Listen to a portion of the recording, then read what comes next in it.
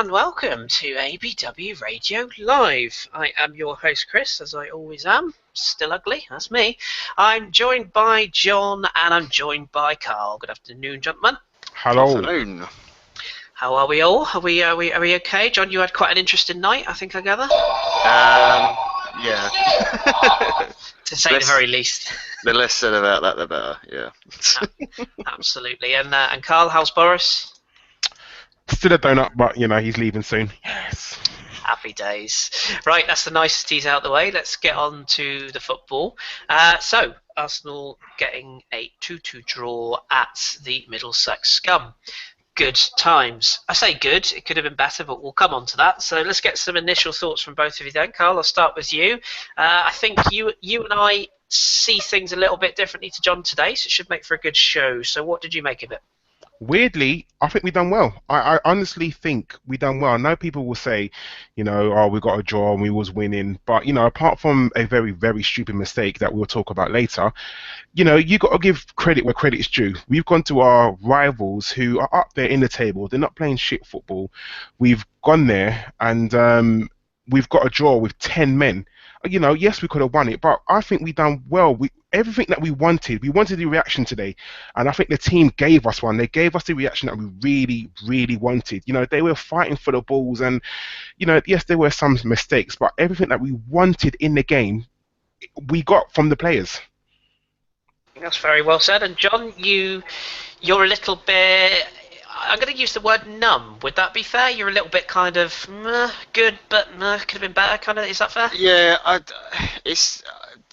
my anger and disappointment is for the season as a whole, but for this particular game, it's sort of more confusion, and I'm not really sure how to put it, because I thought we were poor for large periods, and then we get a goal, and it was a great goal, and I was like, well, brilliant, we're ahead, this is superb. And then the stupidness happens and we're losing, and then I just think, oh fuck it, it's all gone to shit. It's going to be fucking horrible. And we get the goal back, and I'm like, yes, this is brilliant. How the fuck are we doing this? And then we play better with 10 men, like after we're 2-1 down. I don't understand it, and it weirdly sort of summarises our season of I have no idea what's going on, and I can't put my finger on what the problems are. And there's bits in the game, like in our season, where we've been fantastic and certain individuals have been great, but large swathes of the team and the season was bad, and that sort of it was really well summed up in this game. But the fact we didn't lose was huge. That was massive. That was the biggest thing. Obviously, yeah, I wanted a win. Clearly, you never want to give them anything at all. But going down to 10 men, and we actually looked like we were more likely the winners as well towards the end of the game with the 10 men, I thought. But I don't know. I'm completely lost with this season. I said before we started, like the three teams that I follow, sort of Arsenal and Gladbach and Inter, it's just so miserable at the moment. I'm so fed up with football. I can't wait till the season ends in a weird way. Put the scissors down, John. Walk away. It's not worth it. Oh. Okay, well let's start with the team then. It'd be fair to say that we made a few changes. Some raised a few eyebrows. We knew about the goalkeeping situation. We'll touch on that in a minute. But Karl, what did you make of the changes for obviously Gibbs coming in at left back? Whether Nacho had a slight injury or not, he was still fit enough for the bench, so that seemed like a selection for me. And El Nene coming into side, Danny Welbeck up front. What did you make of it? Did it sort of come across to you as a bit of a throw of the dice, or did it make sense? The attacking options, yes, it made sense, but I didn't understand the Gibbs for Monreal thing. Monreal is probably one of our best players, if not the player of the season at the moment, and I thought he was doing quite well. I can understand why probably Arsene Wenger's done it. I agree with you. If you're fit enough for the bench, you're fit enough to start.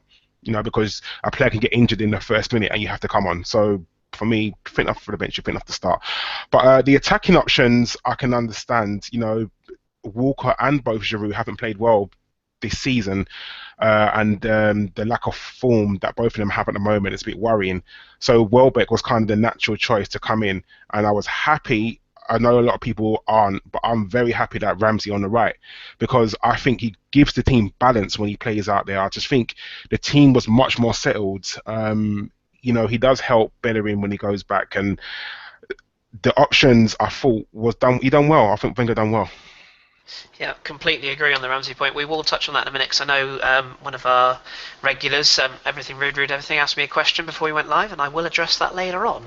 John, what did you think about it? Again, were you overall happy? Did you expect this sort of team? It's kind of nice that at least the manager, whatever your views, it was nice to see that he changed things and went a little bit different to try and shake things up, wasn't it? Yeah, I mean, I understood the Ramsey moving to the right thing.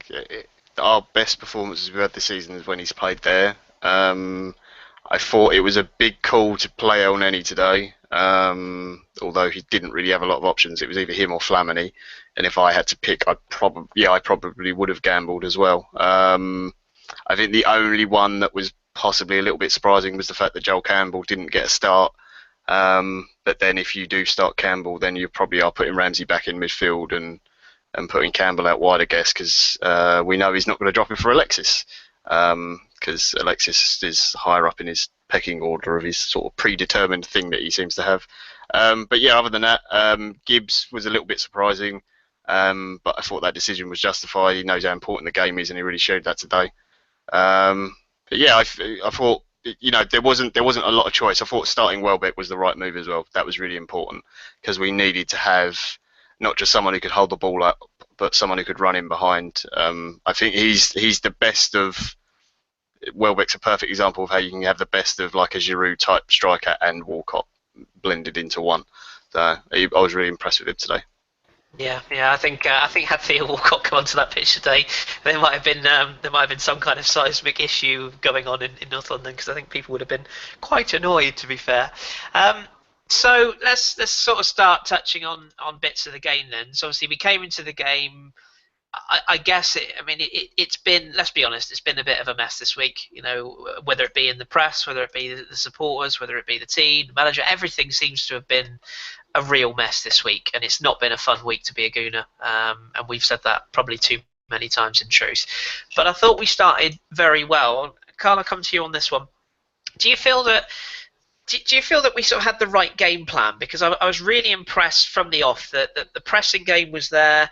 We seemed to want okay, we didn't have a lot of possession, but I think we all expected Spurs to come at us quite heavily. And I said last night that we could not go behind early on because that would have killed the confidence. So did you feel that we started the game well and grew into it before the goal? I thought we started the game okay. I don't think we started the game well. I think some of the things that we were trying weren't really coming off. But I definitely agree with what you said that we grew into the game. We did. I think the confidence levels definitely went up because even though Spurs had most of the ball, they didn't do anything with it. And I think that is the key. And can't recall them having that many shots on goal, sort of in the first half of the first half. So I think the little things that we were trying in the beginning weren't really coming off. But then we sort of grew into the game more. We got our passing pattern. They were got that correct, and people were making runs and closing down the opposition well. And I think as the game grew, we grew. That's very, very fair. And John, in the sort of the build up, Tom, sorry, force of habit. Karl has just touched on the fact we didn't have a lot of possession, but as he quite rightly said, it was almost like Spurs were doing in Arsenal, where they had a lot of the ball but didn't really do a lot with it.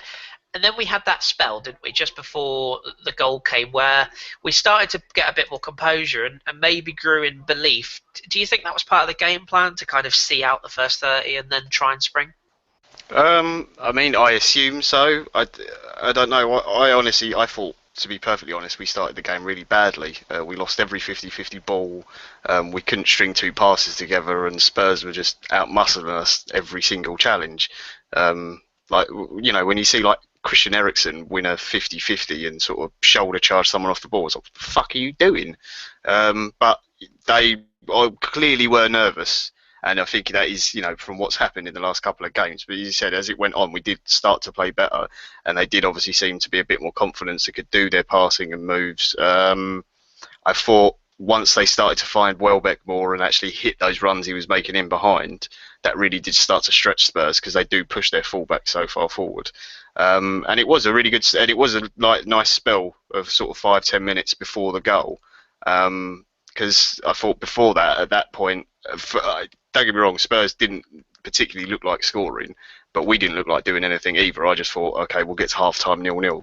That'll be, I'll take that at the moment because I didn't think we were in it. But once we started to actually hit those passes right and exploit what Welbeck's got, then we start to come back into the game.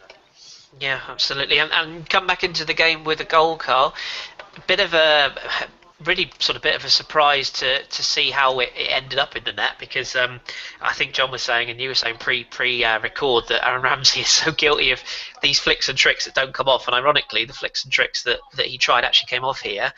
I want to highlight Danny Welbeck's involvement though in this goal. Superb run down that left hand side, stretched them, terrific pass, good work from Hector, and a tidy finish. What did you make of it?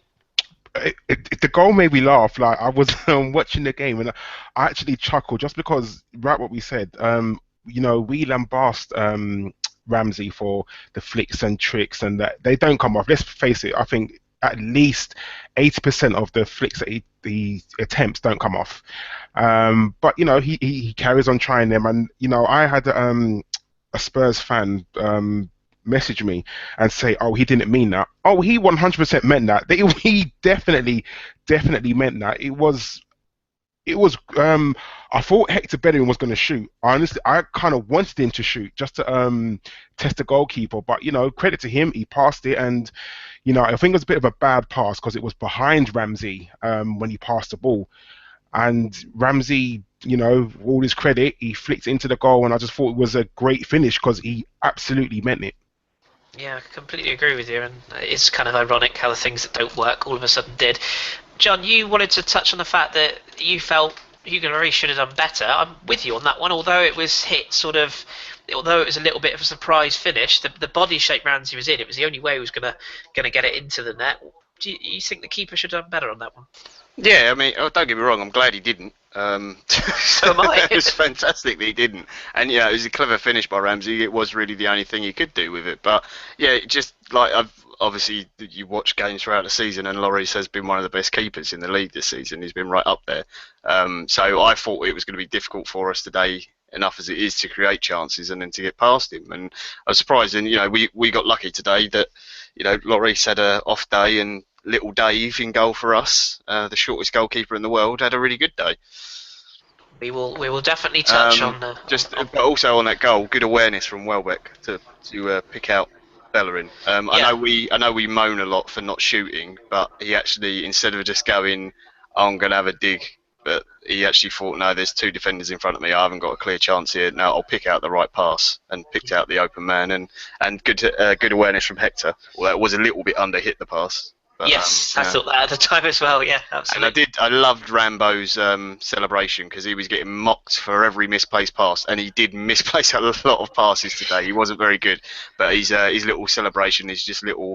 What was that you saying to the crowd? That I like that. That was good. Yeah, a little bit of heart, which again we will touch on later on.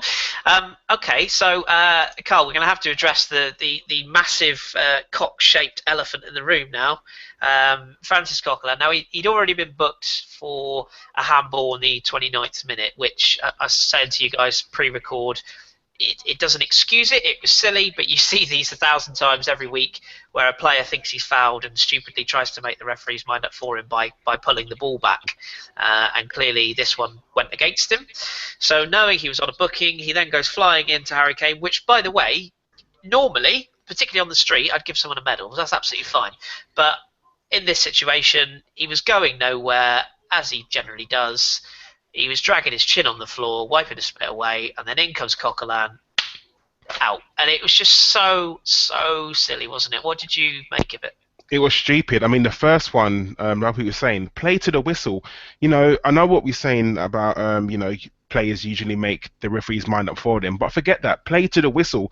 You get talked at from when you're bloody knee-high to a grasshopper. Like, play to the whistle. And the second yellow card, Harry Kane's going nowhere. He's out on the right wing. He's not going to do anything from there. I know we're going to talk about his goal, but he's not doing anything from there. So why you felt the need to dive in, I have no idea. Like, stay on your feet. You could have shoulder barged him. You could have stood up. It was kamikaze defending by Coquelin, and there is not a person in this world that can defend him. I genuinely hope that Arsene Wenger's got to go into that dressing room and he's got to tell him you know, what the fuck was you doing? Excuse my language. You know, he has to, because he can't be expected to get away with that. You know, I know he's going to get a ban, but he's got to go in there and say, you sort of almost lost the game for us, you know, as a team. You know, he's got to, for me, he's got to feel bad about this so he doesn't make that same mistake again. I don't want to change his game because that's his game, but you've got to be smart. As a footballer, you've got to be very, very smart. And for me, it was just stupid, so stupid what he done. Yeah, I can't defend that in any way, shape, or form. And John, the aftermath of the substitution, I've got a point I want to make on this as well, but I'll give you the floor first of all, because I think you're thinking what a lot of people are saying. The sort of lack of change, the lack of a substitution. I made the point in our group that there wasn't a huge amount of time where the ball was dead to make that substitution. That being said, there was a kick-off and there was the period where Ospina put the ball out to basically waste time. That was clear. It was good gamesmanship actually from him. But you wanted to make a point that you felt we should have made some sort of change at that point. Yeah, I mean, the challenge itself was just fucking stupid. I don't know what he's doing there. He should know better by now. And you know, rightly sent off. But as soon as that tackle's flying in, like before the refs even walked over and before the tackle's even finished, I sat there and watching it, and I'm sure everyone else was. Everyone's gone, right, he's off. So as the manager, straight away you know you're going to be down to 10 men. Before the refs even gone over to book him, get someone out warming up. You know, whether it's Flamini coming on or Joel Campbell, you're switching it around, whatever. There should have been a substitution straight away. That should have been done.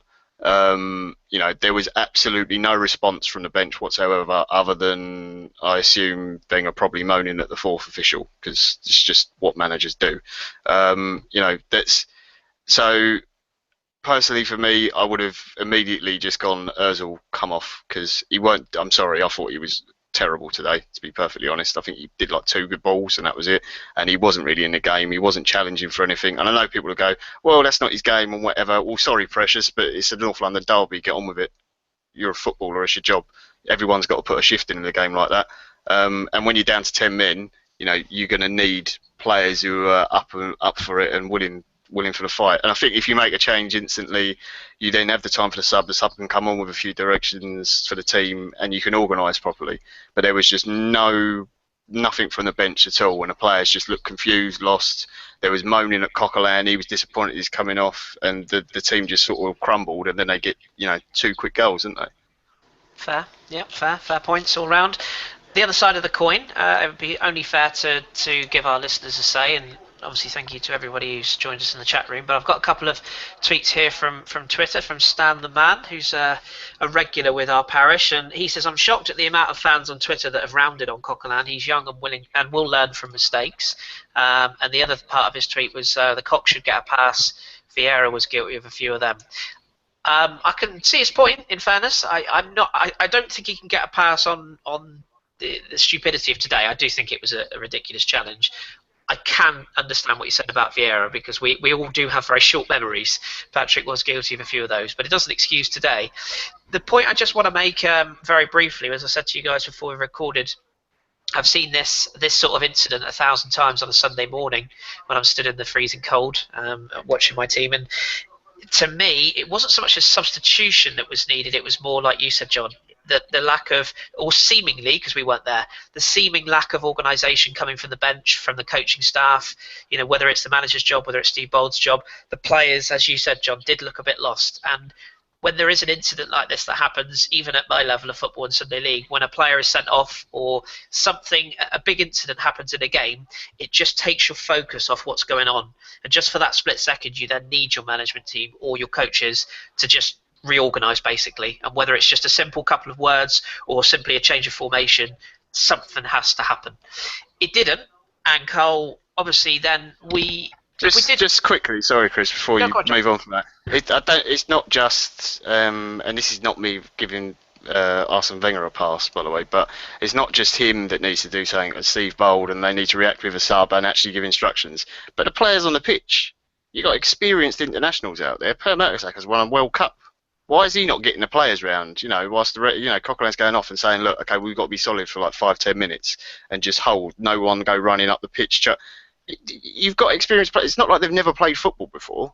they've got to take some responsibility in that as well. It really winds me up. It goes back to that old thing of no leader thing and whatever on the pitch. But I'm sure we'll at some point that will come up.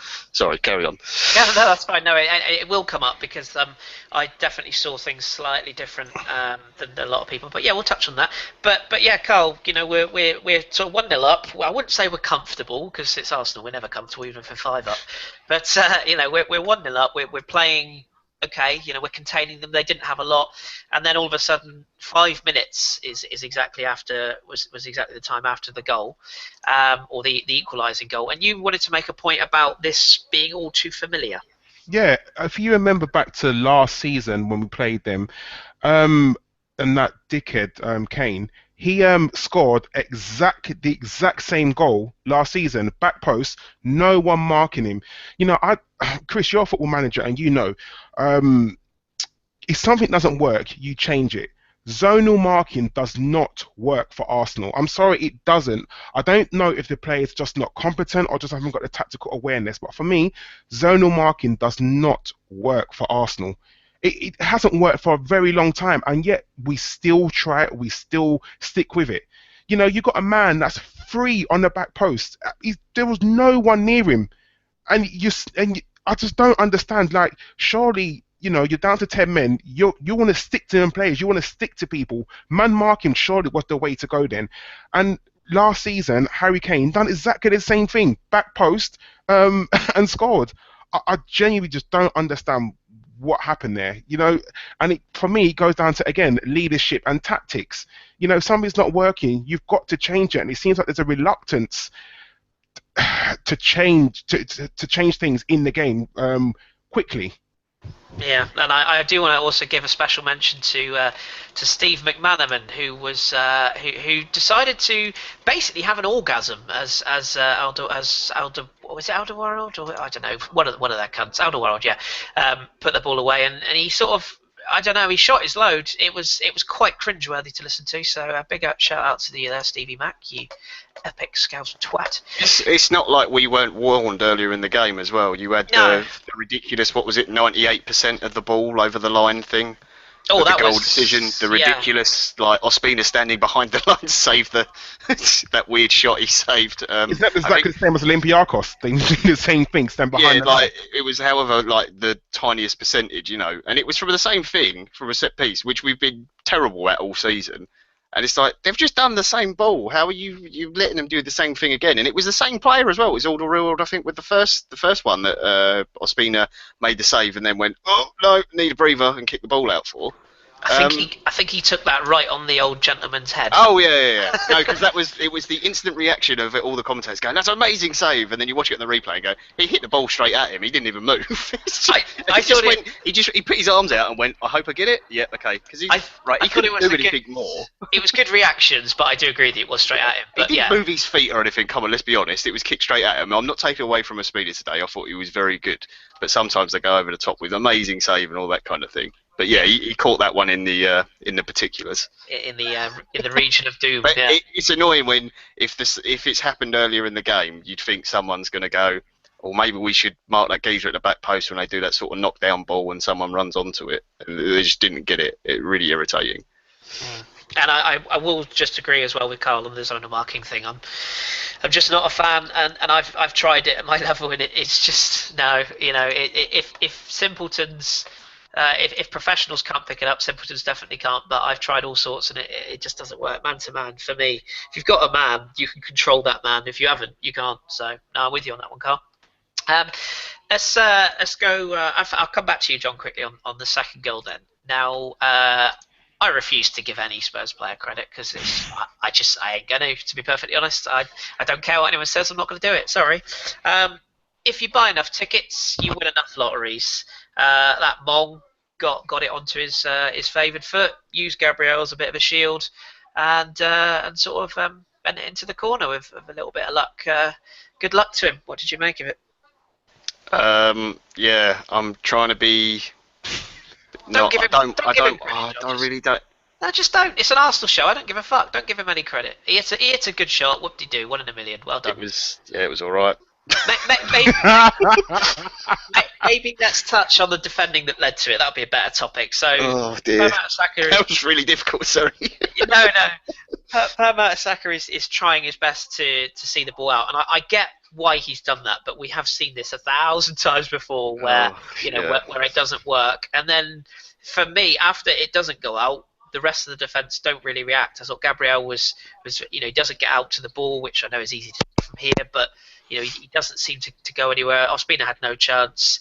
And it was what, 2 goals in 2 minutes. I mean, that's typical Arsenal, isn't it? Yeah, I mean that's the sort of thing we'd normally do to teams. Really put that pressure in. But it did look like that's as soon as they scored the first, we just sort of went, oh no, that's it. We're going to throw it and just like crumble. I honestly, after that second one went in, I was sat there and I was watching it with my old man, and he said to me, he went, "Was there 20 minutes something left?" He went, "This could be a rout in a minute," just because the team just looked gone. At that point, they really looked like they were lost, and the defence was all over the place. I don't know what Mertesacker was trying to do. Just boot it out. Sometimes just put your foot through the ball. Don't try and be clever. Like Spurs were pressing all game. It wasn't just one player pressing you. It's 1 or 2, 3 sometimes, and and it was a very physical game anyway. So you're going to get knocked about a bit.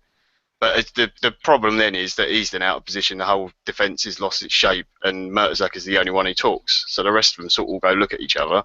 And I'm not sure Gabriel can. Actually, I think he can speak some English, because I did see him say "come on" and scream at everyone halfway through the game for not getting back to defend. But poor defending, poor positional play, and the goal was okay. It's okay. And the Gabriel. One thing I will say actually, before, as I've said, the goal was okay. What sort of a mong puts his number on the face mask? Don't get me started, John. Oh, seriously, what is that about? I mean, boots I can sort of understand. These fucking masks. Oh, fuck off. Seriously. That's what I said. He said, why has he got his number on that? I was like, what? And I looked at it and I realised he's got the number 10 on it. He said, why have they even got more than one mask? Why would you need? He's like, have you got a mask with everyone's number on? And I could sort is that a Spurs special, like there's going to be in the merchandise in the shop? Get your exactly. I could sort of understand if it was like that the kit sponsor provided the mask and they wanted to get a branding on it. I could sort of understand, even though that's ridiculous. No, or like Czech's got to wear the headgear because of the injury he had. You could have it on that. No. I mean, I don't even know what's wrong with him. Is he having plastic surgery or something? Sorry, John, you don't know what's wrong with Harry Kane, mate. We could do an hour on that alone. Yeah, no, there's a list. Anyway. But yeah, I mean, I agree. On the Gabriel thing as well, he says he's learnt English. I think what he's learnt is the universal sign of how to talk to a foreigner, where you just wave your arms frantically and shout loudly. I think that's how it works. But that's what English people do abroad. So maybe he's been taught to do that the opposite way around. But certainly his English is still in need of some work. I think it's fair to say. But Karl, a couple of people have said, had a couple of tweets actually saying we're being very negative. I didn't think we were actually. So I think we've been very balanced so far. But I want to turn it to a bit of a positive now, because we were behind, and I said to you pre-record, I'll be honest, I was fearing the worst. I thought this could be really, really difficult now. But the one thing that we've been criticised of, particularly in the last 2 weeks, is having no bottle, no spirit, no heart, no hunger. Players don't care, all this BS in my opinion. And we really showed that we did have today, didn't we? Getting back into the game. But even before the goal, there were signs that we really wanted to try and get something out of this. Yeah, like John said, I think we played better with 10 men than we did 11. We showed much more heart with 10 men. We were fighting for every ball. I think we were much more cautious when we had 10 men. Just like you, after the second goal went in, that tap in, I genuinely thought that it could be a rout. I did fear the worst, but no, I think we kind of got together. We started playing much more simple, and I don't know if you noticed that Ramsey weren't doing those flicks or tricks anymore. He was getting the ball down and passing it, simple passes, and that's what we needed. And the run up to the second goal, I thought was brilliant. Again, I do think that the goalkeeper probably should have saved it. I mean, if we had let a goal in like that, I would have been pissed, but 2 tears in a bucket. We scored, and I thought it was brilliant that the way that we came together. I thought we played really, really well towards the end of the game, and we had a chance to win it. If anyone didn't see it because of BT Sports. But, yeah, absolutely. Somebody put a tweet out actually, which I'll come on to later on, which really amused me. John, Alexis Sanchez obviously got the equaliser. He'd had what I can only be described as a frustrating day. I mean, as usual, he worked hard. A lot wasn't coming for him. He had the little incident where Lamella, I believe he's looking for Leonardo DiCaprio's Oscar. What a fucking twat! But even so, Alexis, you can't react because you know what's going to happen. But to find that finish, goalkeeper again probably at fault, but it did show character for him, didn't it? Because he hadn't had the best game, he's not had the best season, but he was there when we needed him and he stepped up. Yeah, it was. It wasn't the cleanest hit, and I think you've got the rain and everything else, and it skipped up a little bit. But yeah, again, I thought when he hit the shot, I thought, oh, Lloris has got that, and I was like, well, fucking hell, it's gone in. It was like, what? How did that even happen? It was so weird because we just sort of come back into the game, we were like 10 men down, and that's why I was so sort of confused at the end of it. I don't know how to react. But yeah, I mean, I don't think he had a particularly good game, to be honest. He did his usual, worked hard, but he also did his usual. Come inside, right foot. Oh yeah, I'm going to go on my right foot again. I'm going to keep going. I'll end up in the right back position going across the pitch. And it's really frustrating because you know how good he can be, and you saw how good he was last season. And I don't know what it is this year, whether that injury's taken it out of him or he's just played too much football over the past couple of years because I don't think he's had a summer off.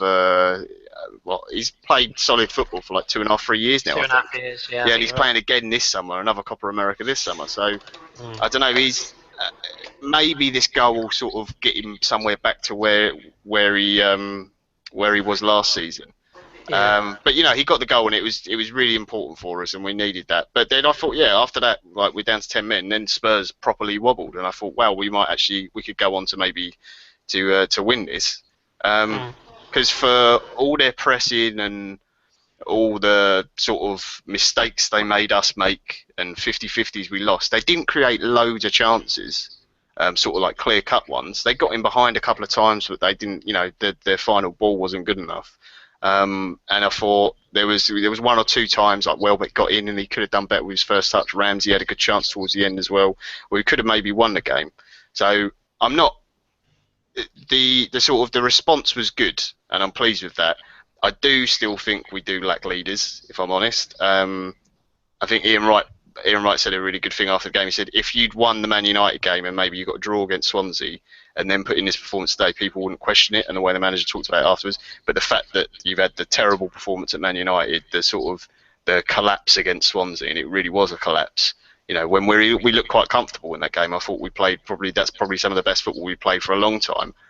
I still think this kind of masks it a little bit, and in a way, it's easier for the team to get up for such a big game like this. The crowd and the atmosphere is there for you. You can get a buzz off that and a real feed off that. So I think it's a little bit too easy to say, oh, this is like a turning point or anything like that. I don't want to be too negative because we were down to 10 men and it's away to them when we got a point, and that's in the end that's probably a good result. But we're still not. We haven't improved our league position. They're still 3 points above us. And Leicester could win today. Come on, Watford. I'm cheering Watford. I'm cheering Watford against Leicester. What is going on? I got a sneaky feeling they will actually be. It's weird, though, isn't it? I'm cheering Watford against Leicester. Yeah. Why are you cheering Watford? Oh, because Leicester are top of the league and they can go 8 points clear. What? Mental. Sorry, is this Back to the Future or something? Martin McFly's going to pop up in a minute. Anyway, weird reference. But yeah, no, it's a weird game, and it's hopefully they can use the team themselves as a sort of boost. Because I still don't get the impression that it's the manager that does those sort of talks and gets them up for it and that kind of thing. I think the players have got to rely on each other for it, because he's never struck me as that type of manager to do that and get in the dressing room and really get at them. The whole Coquelin thing, I don't see Wenger tearing one into him. I see him taking him aside and having a quiet word with him and very polite and being sort of well-mannered about it and saying, John, do you think he should? Wrong, do you honestly think that he should tear into him? Yeah, no, I think they need it, because I think they're so used to sort of being placated. Yeah, sort of in a way they're kind of pampered compared to the way some other teams are treated. There's the nicely approach. works to a certain amount with certain players. Like Mesut Ozil, I don't think you're going to get the best out of him if you rip into him. He's a player who needs that sort of calm, just nice sort of atmosphere because he's very introverted. But I think a lot of the players just really just basically need a slap. They need a Tony Adams in the dressing room grabbing him around the throat and going, "What are you doing? You don't play like that." They need a Ferguson type manager who will rip into him in front of the rest of the team if needs be. I agree with you. I think that's one of the things we really lack. And if the manager's not going to do it, then some of the players have to do it. And I don't think we've got the players who will do that. Like Cech is clearly the best leader we've got in that dressing room for me, and I don't think he's going to come in during his first season and rip into people in front of the rest of the team. See, people like Steve Bold grew up around that era, the Tony Adams. So you'd think, why isn't Steve Bold doing it? I mean, we don't know what happens behind closed doors. We haven't got a clue. But, why isn't you want someone like Steve Bold to go up to Coquelin and just get right in his face and say, what the hell did you just do that for? Like, why did you do that? And that proper go at him. You want Arsene Wenger in the interview to sort of say, Coquelin was a stupid boy. He shouldn't have done that. Not, oh yeah, he shouldn't have done that. Because in the interview, Arsene Wenger said, oh yeah, we know. But straight away started talking about Dyer. Now, forget that. He's not part of our team. Forget that. He needs to just concentrate on our team. You can't, say something with one breath and then straight away start talking about the opposition.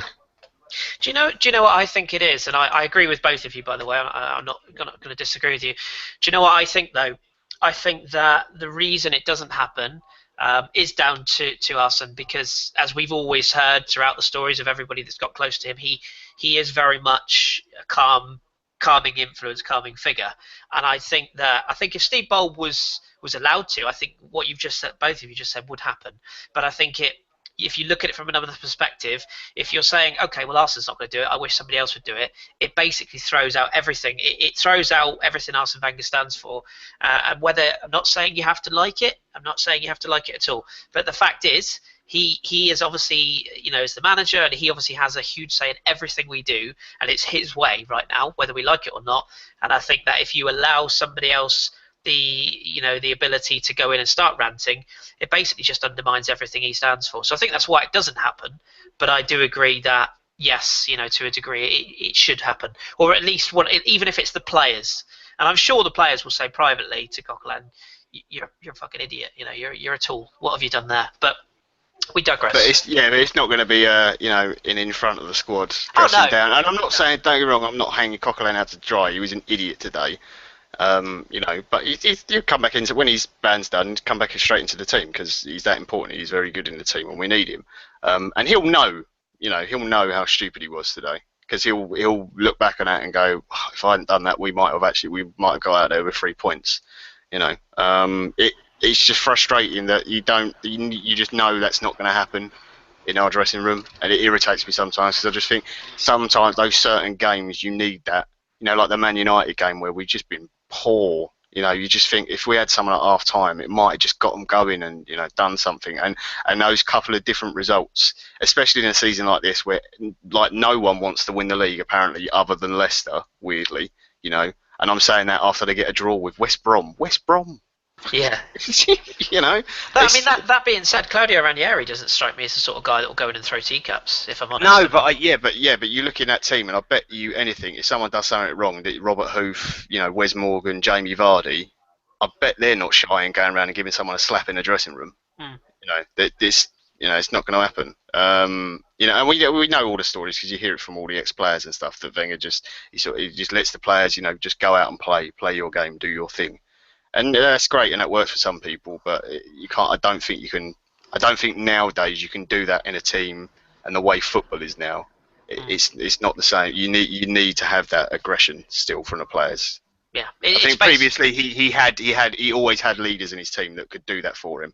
Yeah, it's essentially what a lot of people have always said, that the game has maybe moved on in us and has moved on in some areas and maybe not in others. I think that would be the fair way of putting it. But I want to sort of touch on some individuals, and I want to try and have a little bit of positive here, because I think both myself and particularly Karl, we're quite positive with this, and not so much that, okay, yes, it's only a point. Arguably we probably needed to go there and win, but we haven't been beaten. We did show heart, we did show character, we did show desire. I think to a degree the manager deserves some sort of credit, because he did make the changes. It would have been very easy for him to have just said to those players that let him down again the last 2 games, go out there and prove me wrong. But he did make those changes, albeit one enforced. I'm not buying into the Nacho thing, I've got to be honest. I think that was a straight change, like Karl said. But Karl, what do you think? I mean, looking at the performances of individuals, I want to start with Danny Welbeck. This is a guy who, he's been out for basically a year. There was talk that his career could be on the line, and he's come back and he looks fit, he looks sharp, he looks hungry. What did you make of his performance today? I think it was brilliant. I genuinely thought he was brilliant. He does what we want someone like Theo to do, run into the channel, stretch the games. I thought he was a combination today of Theo and Giroud. He held the ball up well when he needed to, and then he stretched the game by sort of going out wide when he needs to. Welbeck is what sort of player that we really, really need. And, going forward, I think he's going to become really important for us. Hopefully, he does stay fit, and he can carry on with the performances that he's already done. For me, he was probably our man of the match. Though he didn't get the goals, I think he was the man of the match. I mean, like you said, you could tell he was really tired at the end, because he's been out for 9-10 months. Of course he's going to get tired. His match fitness is not there yet, but for me, he was our man of the match. Yeah, I agree with that, and I know a few people were saying that they were surprised about the substitution again. And Arsenal fans moaning about substitution. Who'd have thought? But I genuinely thought, I know, John, you felt differently, but I genuinely thought he did look like his race was run. He did look tired. And the only thing that we both agree on, John, is we thought maybe Mesut Ozil would have been, certainly would have been off earlier, if anything, let alone... Yeah, I mean, I just, when Coquelin got sent off, I don't know why Ozil wasn't taken off then. I get the whole, you leave on your big player because they can create a chance or something. It makes sense, and I see why Sanchez was left on, because he had a poor game. I don't think he had a particularly good game as well. I know he got the goal, but I think the difference between Sanchez and Ozil is Sanchez is going to score, is much more likely to score than Mesut Ozil is.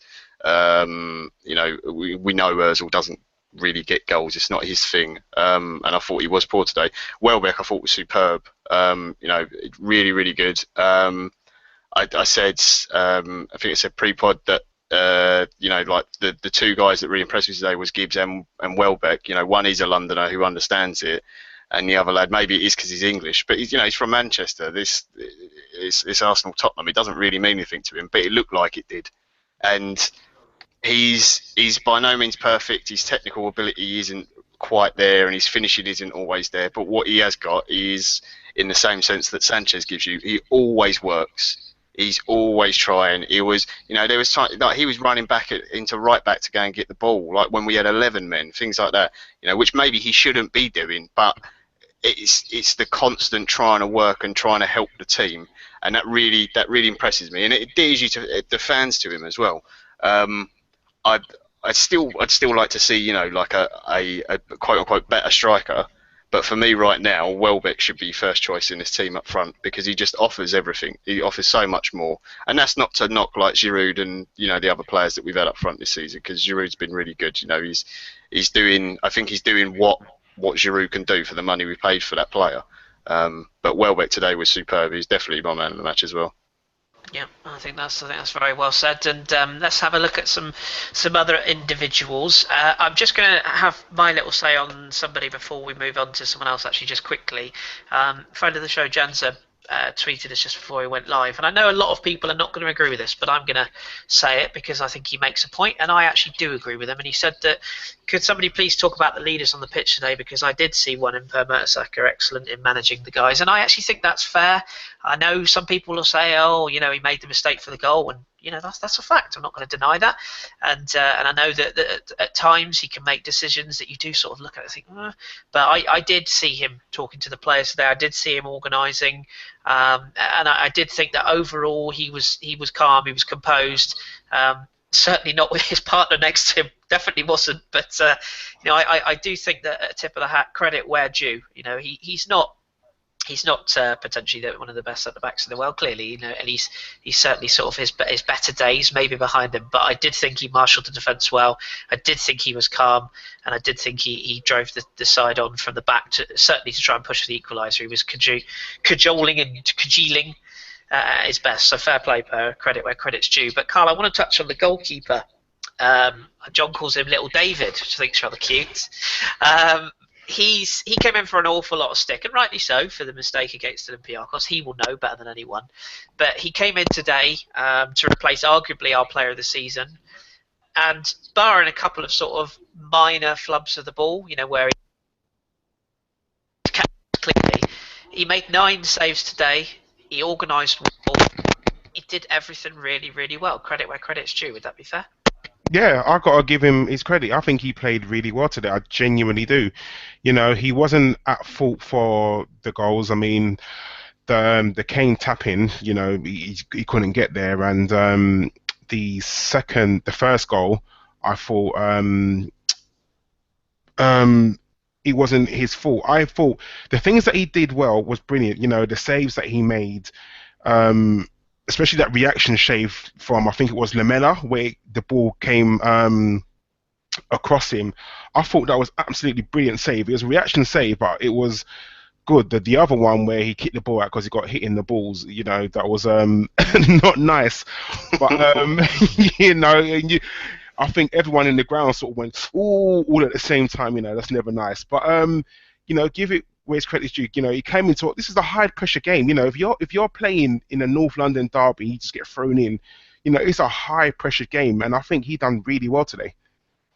Absolutely. Hopefully, is my sound all right now? Sorry, I didn't realise what was going on there. Are we all okay? Yeah, you're right now. Yeah, it was just crackling a bit. I don't know if it's the cable or the.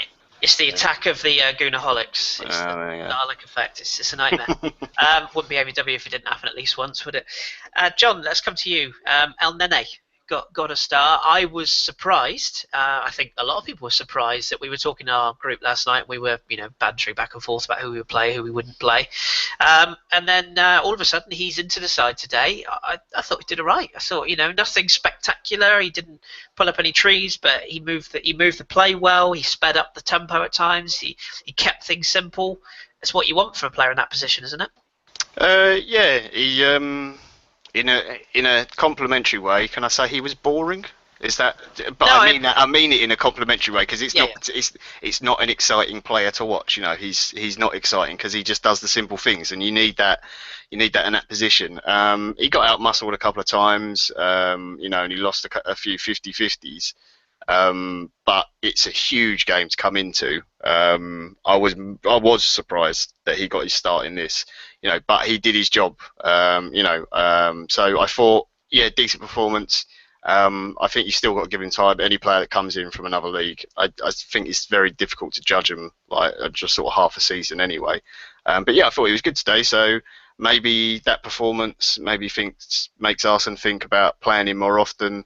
I assume, will Coquelin be banned for the FA Cup or the league? Yeah, FA Cup, I think it comes in straight just away. The FA Cup. Okay, so he'll only miss the whole game. So I suppose it'll be El Nene and Flamini maybe or something will be for that game. Maybe he gets a go in the league. Maybe he gets a chance in that, whether he wants to play him next to Coquelin again for a game, or he plays him over Coquelin. Maybe sort of direct competition is never a bad thing. But I thought a solid performance, nothing spectacular, but that's basically what we needed in there today. I hope to see more from him in the future, but we'll see how he gets on. Yeah, I agree. I think for a first performance, in at that level, at that sort of that pressure cooker, I thought he handled himself extremely well. Karl, I also want to touch on Hector Bellerin, who of late has struggled. I think it's fair to say. I thought he was poor against Swansea, culpable for the first goal in particular, in my view. And he's looked a player that has maybe, arguably, played too much. I still think the Debussy decision was an odd one, if I'm honest, without suitable cover, because I think he could have played against Swansea, if I'm honest. But hey-ho, that's done. What did you make of Hector today?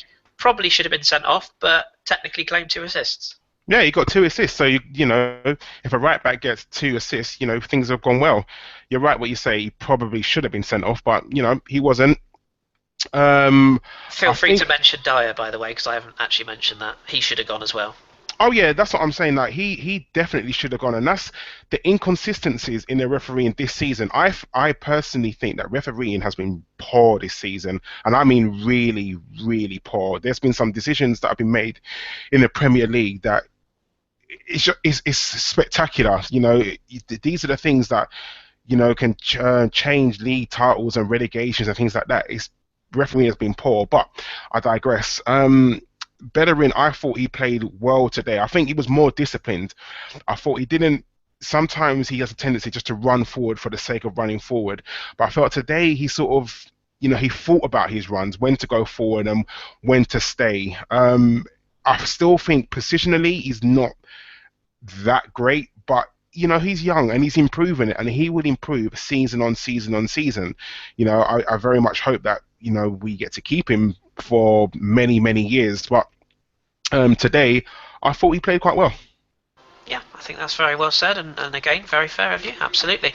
And John, we sort of looking at the squad as a whole. I thought just very briefly we should give or touch on the contribution that Olivier Giroud made when he came on.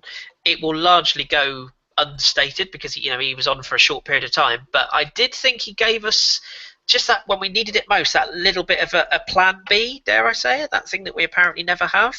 Credit where credit's due. I mean, he's not in good form right now, but he does work hard, doesn't he?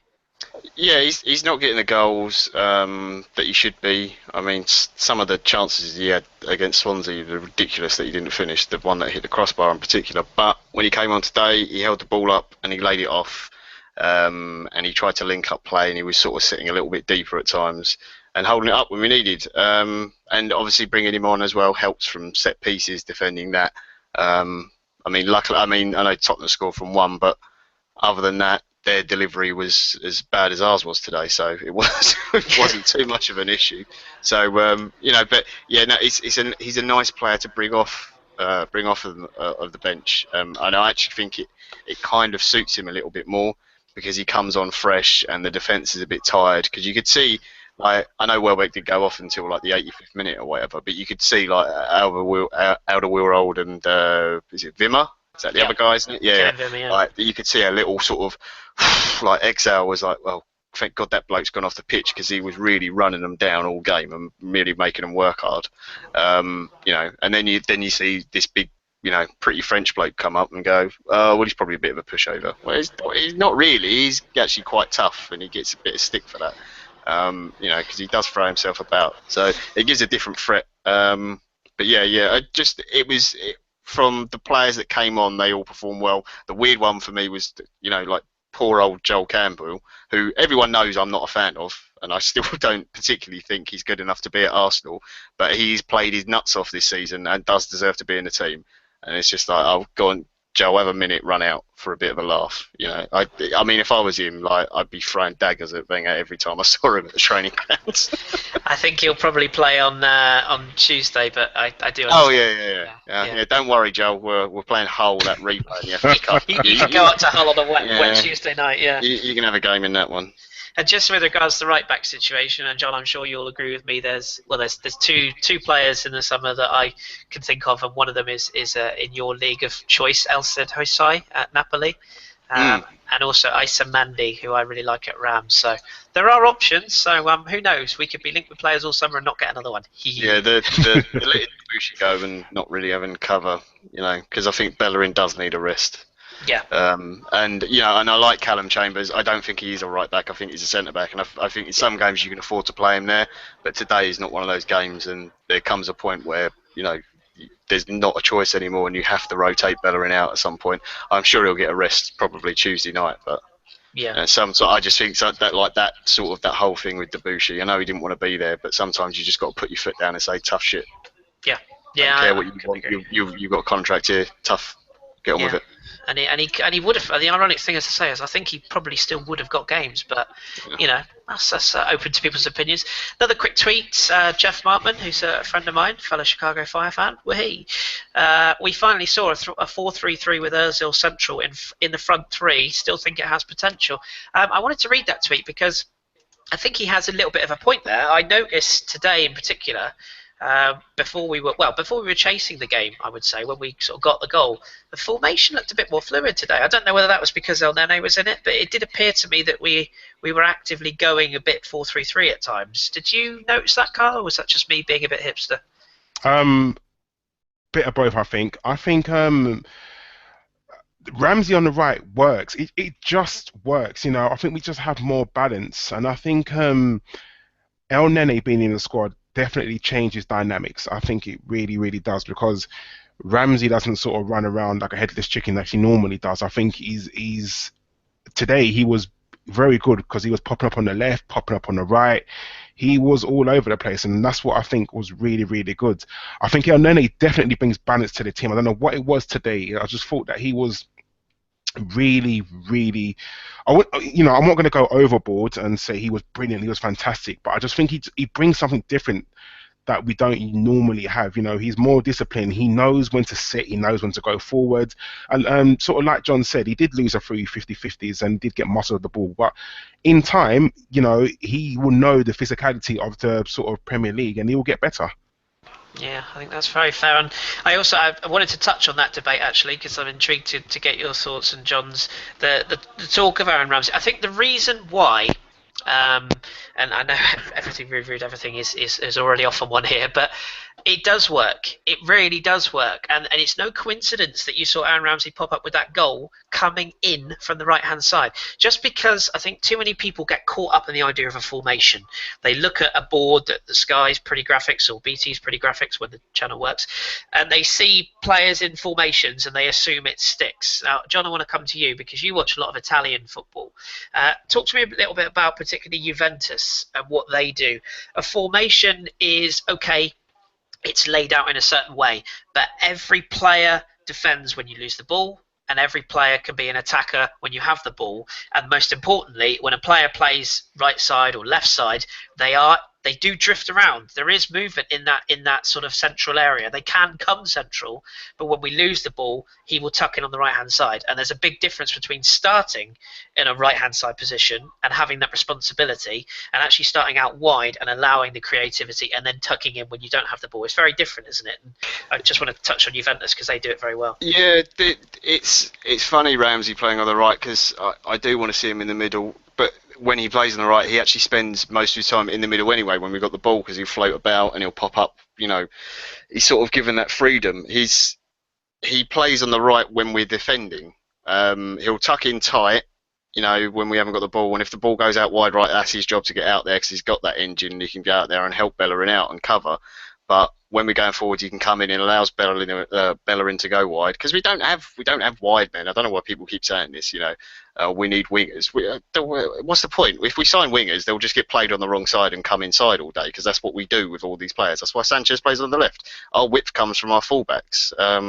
Juventus do the same thing. They play a very different system because they play, like a 3-5-2, and their wing backs are their wide men. But you all have to defend as a team, and that's what Ramsey does. And it does sort of go to a 4-3-3 at times. Welbeck does like to drift and change positions, and he runs in the channels, which opens up space for Ozil. And Ozil, who I don't think he was good today, but when we are playing sort of our best football, and when Ramsey has been started on the right, Ozil will float about wherever he wants and wherever the space is, and sometimes he'll find himself in the centre forward position at times. And it does it looks more like a 4-3-3. And then you see when we drop back, it's actually more of it's more like 4-4-2, because Ozil sometimes pops up next to the striker, pushing on the other centre back.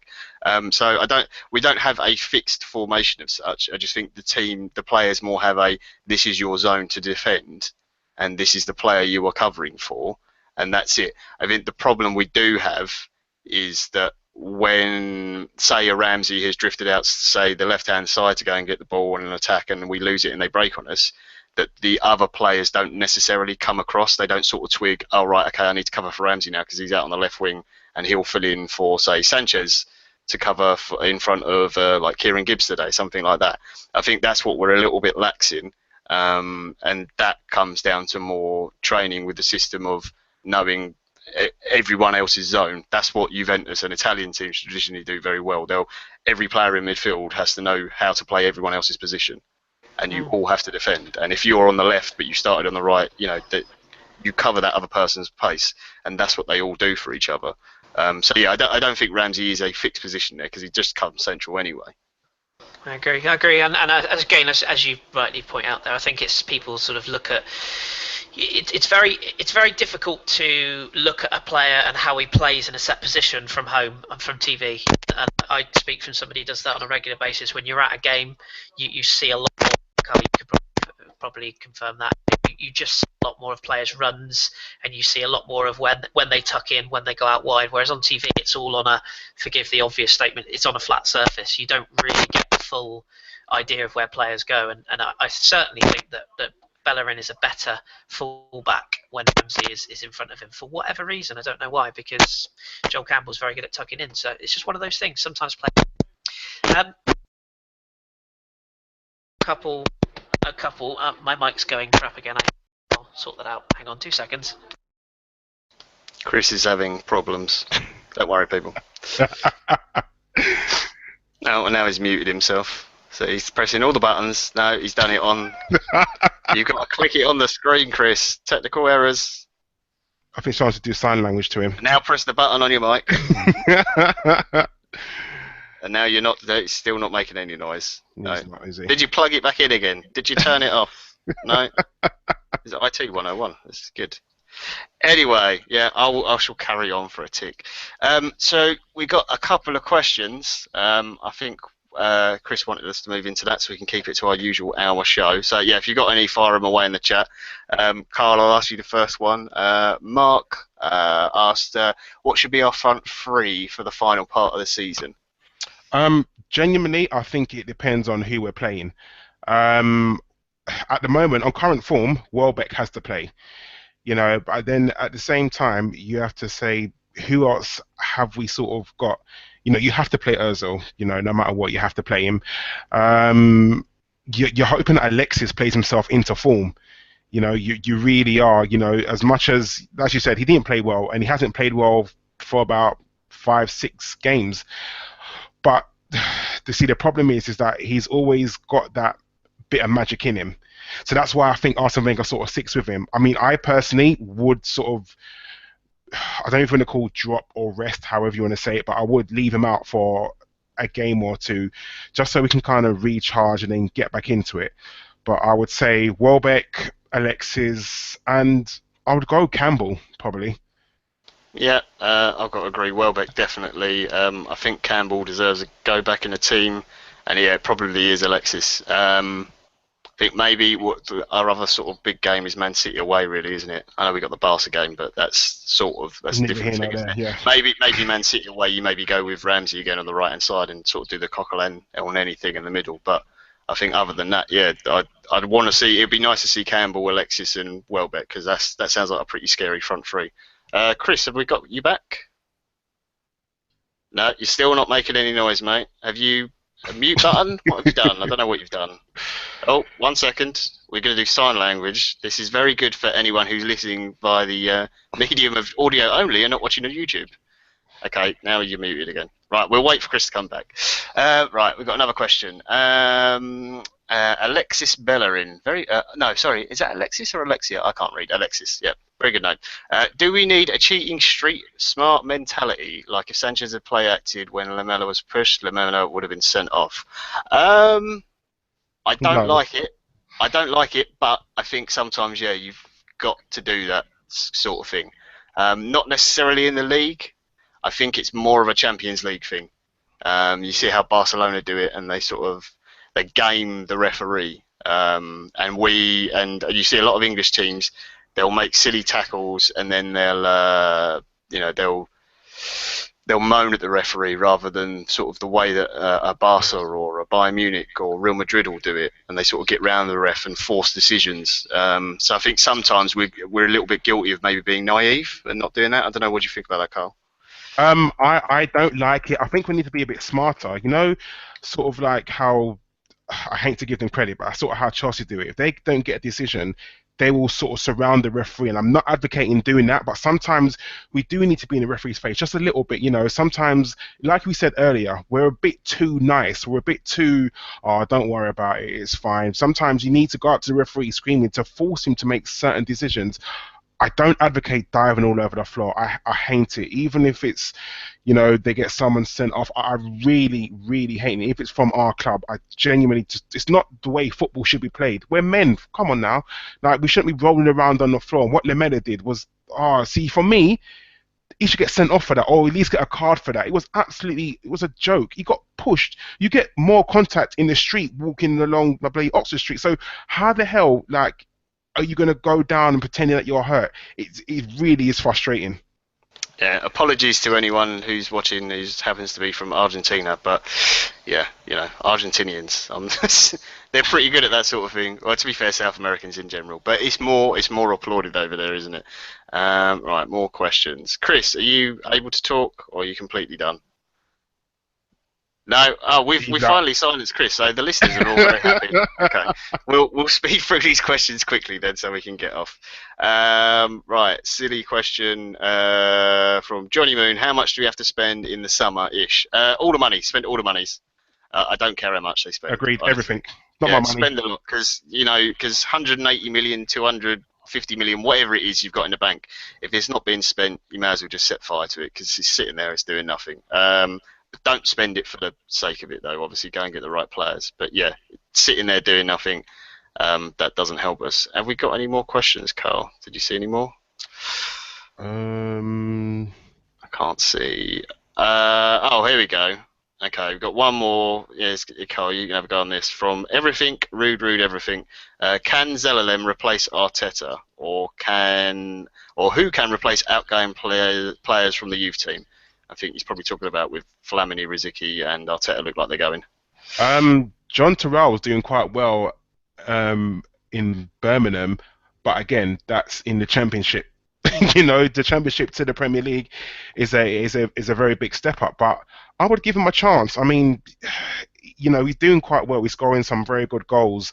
But like sort of Danny said on the main pod, our players are going out alone and they're not playing. They're just not playing, and if they can't get a game at a Championship team, how can you come and think you can walk into the Arsenal squad the next season? That's what I think is really, really worrying. And I know our youth system got overhauled, and maybe it needs to get overhauled again, because we want our players to go out alone and be tearing up the Championship to come to the Premier League with confidence. And at the moment, not one of them is doing it apart from John Terrell. Yeah, no, that's true. I think maybe it is a little bit too soon for him, because it is a big step from Championship to the Premier League. Also, the level of the club he's playing at. But I don't know, maybe he gets a Premier League loan or something like that. I don't think there's anyone really from that youth team. Like, we've seen like Iwobi step up this year. He's done all right in the spells that he's played in. But I think I'd like those sort of players. I'd like to see at a Premier League club and getting games every single week. It gives them better experience. We got two more questions. One more from Johnny Moon. Does today's result take the heat off of Wenger? I think it does to a certain extent. I think most people are probably okay with a point, because I think a lot of the fans were fearing the worst today. I know I was. It's the first time I've ever gone into a North London derby and feeling really nervous about it. There'll still be all the people who want him gone. Oh yeah, that's always going to happen. At the end of the day, it's I think that's the debate for the end of the season, and there's no point talking about it now. He's not going to go now. At the end of the season, I'm sure it will all be spoken about depending on where we finish in the table. Me personally, I think it depends who wins the league and where we finish, whether he probably should go. But again, he's not going anywhere, and for the foreseeable, we need to get behind the team, no matter how badly and how shit we play. Just get behind the team, and no matter what you like I said, I went on a Wednesday against Swansea, and the atmosphere was toxic. People booing. I don't get people booing. You're frustrated. That's fine. Be frustrated, but booing the team, what does that do? For me, it does nothing. Yeah, no. Alexis Belleris comes back to how should we learn tactical fouling? I'd just take a day trip out to Chelsea probably. It's probably a good way to do it. Chelsea or just watch Barcelona. They're pretty good at it. Mr. Hollandfriend, hello in the chat. Where is the GFP? I think he's probably still in bed, mate. I'm assuming. I'm surprised you got up, Jeff, but at least you got up for a half decent result. One last question that I'm just going to put in because we are going to wrap up as Kris has decided to go all wonky. Everything, Ruben, everything is asked. Should we mute Wenger like we muted Kris? To which, Kris's response there is fantastic. I do think sometimes, Arsene doesn't do himself any favour in some of the things he says after games. I know, definitely. He needs to come out, and I would just love him just to be honest. You know, sometimes when we don't play well, say the team didn't play well, so be it. Do you know what I mean? It is where it is, and sometimes I think he does sort of mollycoddle the players a bit too much. You know, as good as Ferguson was, you know, when they played well, he would tell them they played well. When they played shit, he'd come out and tell them they played shit. I think we need to be very careful about moving Wenger on and who to replace him. You know, yes, things need to change, but I think things need to change from the top. But at the end of the day, for the rest of the games, was it 9 more games left in the season? Just get behind the team and just see what happens at the end of the season. Yeah. No, I agree. Anytime we can mute Kris, though, it's fantastic because I definitely think our listener numbers go up. Yeah, look, see, look, he went like that. He's like twice the number of listeners now. Right. Anyway, we will end it here as Kris is sadly I don't know what he's done to his microphone. We don't want to know. But yeah, so just thank you to everyone for watching today. Hopefully this turns the season around a little bit for us and we get back on to winning things. Cheer on Watford, everyone. And we will be back on Tuesday night, Kris. Is that correct? Can you give us a wave? Yeah, we'll be back Tuesday after the whole game when we should be through to the next round of the FA Cup. Please, Jesus Christ.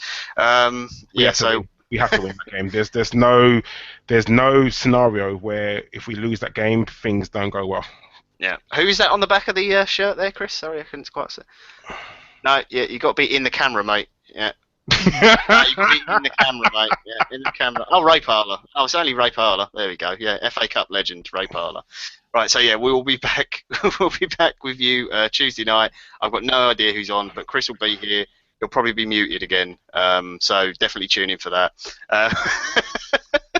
But we'll see you then. Thanks for coming on today, Karl, as always. No worries. Appreciate it. Thank you very much. And thank you to everyone in the chat and for everyone watching. And for anyone who's listening via iTunes, apologies for the bit where I was doing sign language of Kris because you won't understand what was going on. But yeah. We have been a Black Cap Wonderland radio show. We'll be back with you Tuesday night. Take care, guys. See you later.